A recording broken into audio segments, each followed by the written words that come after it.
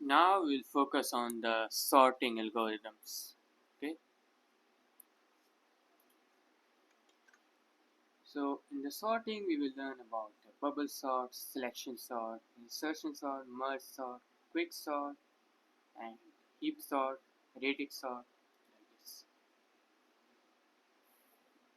So let's proceed. And the first one that we are going to study is the bubble sort algorithm, which is the most basic one. So the bubble sort is an algorithm where we repeatedly keep swapping the adjacent elements if they are in the wrong order, and this process is repeated until the array is sorted. Okay, here the time complexity is O(n) square, right? Now to explain this, what happens is that, let's say there is an array 2, 4, 1, 3, 8, 5, 4. Now you keep moving. You start from this, this index. Internally, inside there is another loop. You start by comparing to this. Okay, this is greater, this is less than. Move. Okay, so the positions are swapped, and then you start from here, and then you swap like this. Okay, you found it, and you move it ahead of this, and like this. This is how it works. Okay, you will understand more when we write the code. So let me tell you what are the steps basically. So you start from the first element, and then what you do is that you compare the current element with the next element. Current element, next element are compared. Alright. Now what happens is that if current is greater than next, current element is greater than next, then you swap. Alright. And then you move to the next element. Move to next and repeat the above two steps. Okay, and this process is repeated until no more swaps are needed. Okay, so let's write the code for this. I'll write function bubble sort.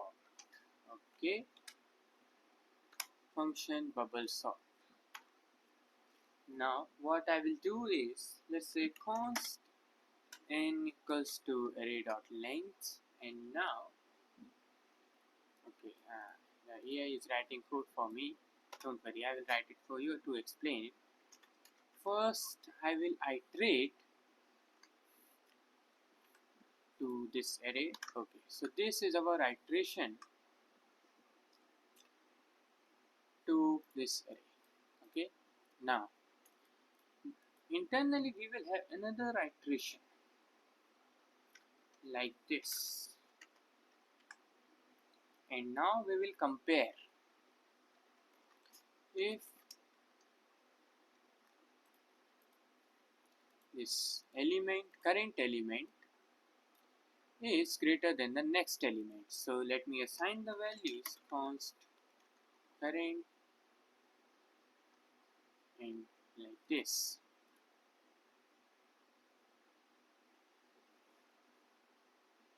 This is how you are swapping now. Okay, or better what we can do is that,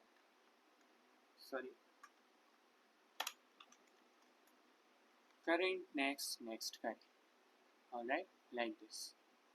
So I will use the let keyword like this. This is how we swap basically. And finally you return the array. Okay, so what is happening? First you are iterating to an element, let's say the 0th element. Now capture this 0th element. Okay, here what you do is that at that point you start the iteration, and now again you are moving from 0, but here n minus I minus 1. Okay, so array dot length minus 0 minus 1. Now you move on to the first element, then array dot length minus 1 means minus 2, so the last second element, and then the last third element, last fourth element, like this it works. So if you find out that your current element is greater than next, then you swap those values so that the current is moved to the last. Okay, like this. Now we will have the example usage.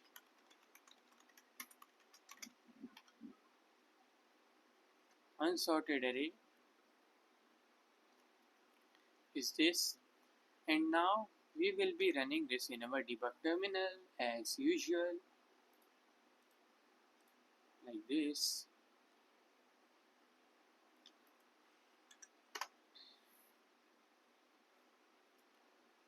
Current element, so current is 64, next is 34. Indeed, so it is swapped. Okay, now again, okay, the array we received is this. Now the current is 34 and the next is 25. Again the swapping is happening. Now again you are iterating, and this is how you will keep on iterating. Again the current is 12, next is 22. No, so swapping will not happen. Alright, so I will disconnect this and see. Okay, oh wait, there is some problem with our code. So 34, 25, 12. Okay. So what we are gonna do is that instead of storing them in these variables, what we will do, like this we are gonna do. If you run this, yeah, now your code is sorted. Okay, so we will run this in a debugger. Okay, that was a huge mistake, but anyway, don't worry. Like this. At the 0th index, now the swapping happened or not, we are checking. The swapping happened again, and it happened again. So what we will do is that,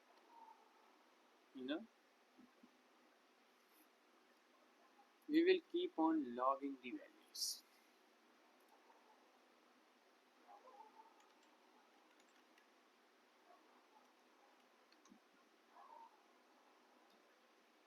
And now I will run this. You see, 64, 34, 64, 25, 64, 12, 64, 22, 64, 11. Okay. Now 34, 25, 34, 12, 34, 22, 34. Now 25, 12, 25, like this. That is how it is comparing each time, and then it is swapping to return you this final result. Okay guys, this is how your binary, oh sorry, this is how your bubble sort algorithm work in TypeScript. Thank you.